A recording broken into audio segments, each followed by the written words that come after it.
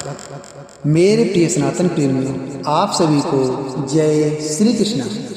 और आज की वीडियो में हम बात करेंगे सफला एकादशी के महत्व के बारे में कि सफला एकादशी का कितना बड़ा महत्व होता है। आज हम इस वीडियो में आपको यही बताएंगे, तो कृपया वीडियो को अंत तक जरूर देखिएगा ताकि कोई भी जानकारी मिस न हो जाए।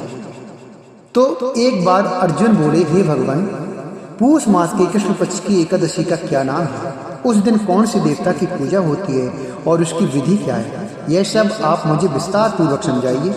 भगवान श्री कृष्ण बोले, हे अर्जुन, प्रेम के कारण मैं तुम्हारे प्रश्नों का विस्तार से उत्तर देता हूँ। अब तुम इस एकादशी व्रत का महत्व सुनो। पूष माह के कृष्ण पक्ष की एकादशी का नाम है सफला। इस एकादशी के देवता नारायण भगवान है। इस एकादशी का पहले लिखी विधि के अनुसार व्रत करना चाहिए और नारायण जी की सफला नाम की एकादशी में मुझे ऋतु के अनुकूल फल अर्पण करें। मनुष्य को 5 सहस्त्र वर्ष तपस्या करने से जिस पुण्य का फल मिलता है, वह पुण्य भक्ति पूर्वक रात्रि जागरण सहित सफला एकादशी का व्रत करने से मिलता है। हे अर्जुन, अब तुम सफला एकादशी की कथा ध्यान पूर्वक सुनो। चंपावती नगरी में एक महिष्मान नाम का राजा राज करता था। उस राजा के 4 पुत्र थे। उन पुत्रों में सबसे बड़ा लुम्पक राजा नाम का पुत्र महापापी था।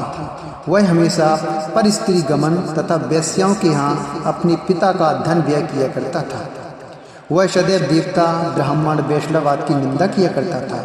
जब उसके पिता को अपने बड़े पुत्र के बारे में ऐसा समाचार मिला, तब उसने उसको अपने राज्य से निकाल दिया।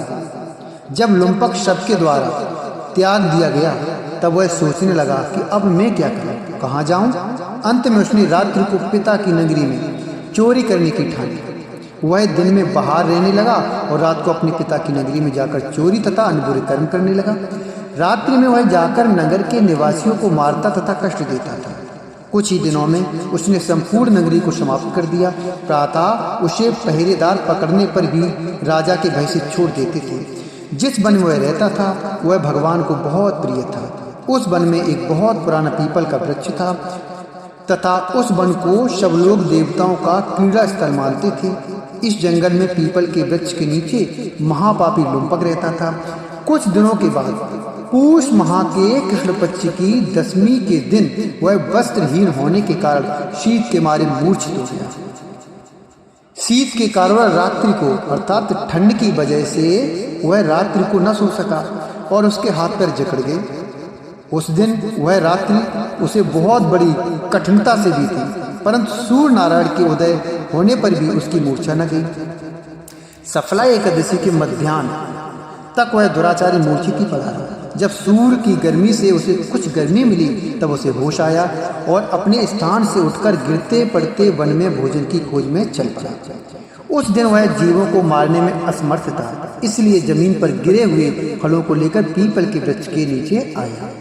तब तक सूर्य भगवान अस्ताचल को प्रस्थान कर गए। उसने उन फलों को पीपल की जड़ के पास रख दिया और कहने लगा कि हे भगवान, इन फलों से आप ही तृप्त होएं। ऐसा कहकर वह रोने लगा और रात्रि को उसे नींद न आई। उस महापापी के इस व्रत तथा रात्रि जागरण से भगवान अत्यंत प्रसन्न हुए और उसके समस्त पाप नष्ट हो गए। प्रातःकाल होते ही एक दिव्य रथ अनेक सुंदर वस्तु से सजा हुआ उसके पास आया और उसके सामने खड़ा हो गया। इसी समय आकाशवाणी हुई कि हे राजपुत्र, भगवान नारायण के प्रभाव से तेरे समस्त पाप अर्थात सारे पाप नष्ट हो गए। अब तू अपने पिता के पास जाकर राज प्राप्त कर। लुम्पक ने जब ऐसी आकाशवाणी सुनी तो वह अत्यंत प्रसन्न हुआ और बोला, हे भगवान, आपकी जय हो। ऐसा कहता हुआ सुंदर वस्त्रों को धारण करने लगा और अपने पिता के पास गया। उसने संपूर्ण कथा कह सुनाई अपने पिता से और पिता ने उसको अपना राज सौंपकर वन का रास्ता दे लिया। अब लुम्पक शास्त्रानुसार अर्थात सात्यमती के अनुसार राज करने लगा। उसकी स्त्री, पुत्र आदि भी नारायण के परम भक्त बन गए। वृद्धावस्था आने पर वह अपने पुत्र को गद्दी देकर भगवान का भजन करने के लिए वन में चला गया और अंत में उसको भी परम पद अर्थात मोक्ष की प्राप्ति हुई।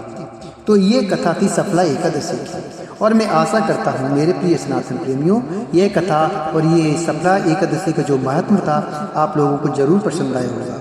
और पसंद आया है तो कृपया वीडियो को लाइक करें, चैनल को सब्सक्राइब करें और कुछ बोलना है तो कमेंट बॉक्स में जरूर लिखें। जय श्री कृष्ण, जय श्री नारायण।